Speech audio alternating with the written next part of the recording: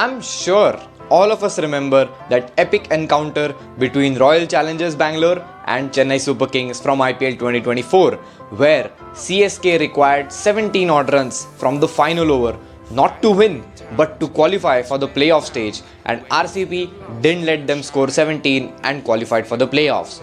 Now, from where did this number 17 come from? How was it calculated? And what does net run rate exactly mean? Well, in this video, I'll be explaining everything about net run rate, what it means, how it's calculated, and advantages and disadvantages of net run rate. And I'm damn sure that by the end of this video, you would be able to calculate your favorite team's net run rate quite easily. So let's get started. So the net run rate or the NRR is calculated using this formula, where the total number of runs scored by a team divided by the total number of overs they have played minus the total number of runs conceded by that team divided by the total number of overs bowled by that team gives us the net run rate. Now, this formula may seem complicated, but let's understand it with the help of a simple example in the match of Sunrisers Hyderabad versus Rajasthan Royals in IPL 2025. Now, Sunrisers Hyderabad scored 286 runs in their allotted 20 overs, which means their run rate was 14.3. But Rajasthan Royals scored only 242 runs, which means their run rate was 12.1. Now, the net run rate for this match was calculated by 14.3 minus 12.1, which means 2.2 was the net run rate after the first game for Sunrisers Hyderabad and negative 2.2 for Rajasthan Royals after their first game. Now, as the games increase, the total keeps on increasing in the numerator for the formula, even in the denominator. So that's why we see higher net run rates in the first half of the tournaments and lower net run rates in the second half of the tournament. Now let's understand another case of calculating net run rate using a different example. So let's take into consideration the first match of IPL 2025, where Kolkata Knight Riders scored 174 runs in their allotted 20 overs, but Royal Challengers Bangalore chased this down in just 16.2 overs, scoring 177 runs. Now, RCB's net run rate is calculated using 177 upon 16.2 minus 174 upon 20. Well, it's not like that.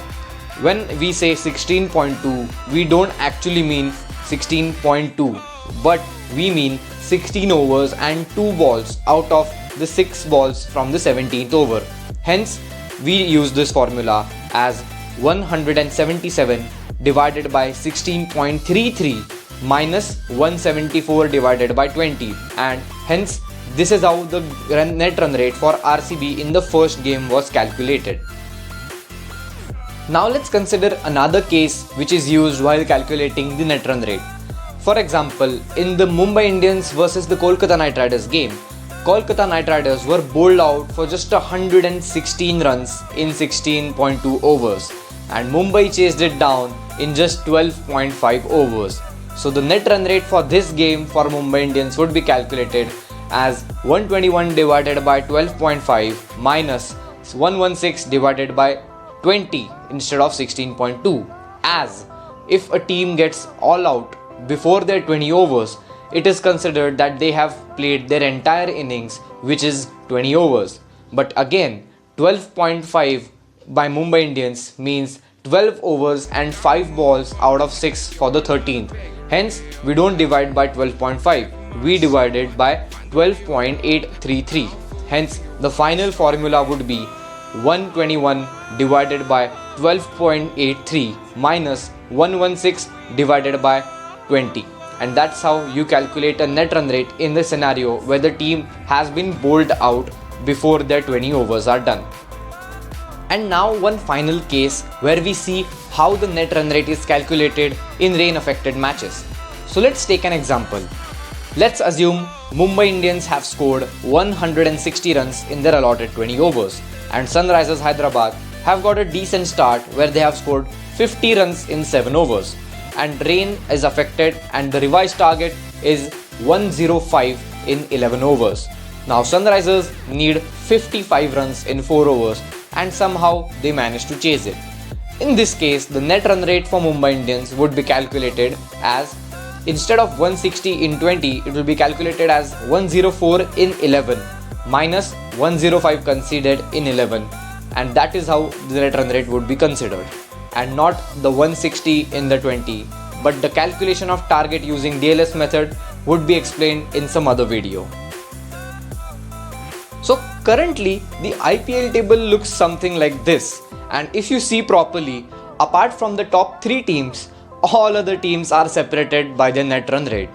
So let's take the example of Chennai Super Kings and calculate the net run rate for the tournament so far using the method that I have just explained in the video and see if it matches with this net run rate. So if you see, the net run rate for Chennai Super Kings so far is calculating their total runs scored, which is 158, 146 and 176 divided by 19.1, 20 and 20, which is nothing but 59.1.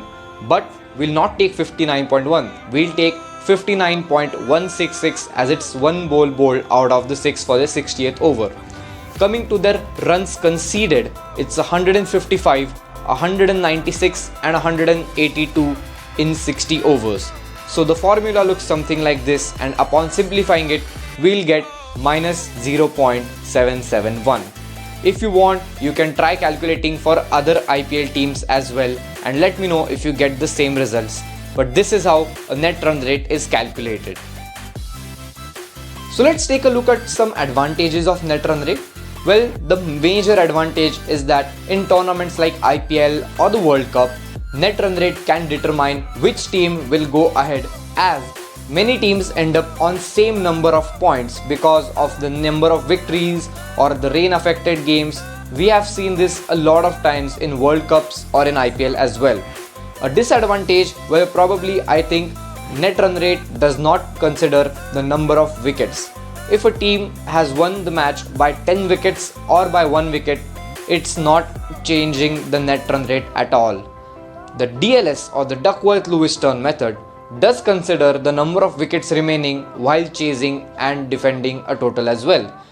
In my next video, I'll be explaining the DLS method in detail. So subscribe to the channel and press the bell icon to get notified for the same. Thank you.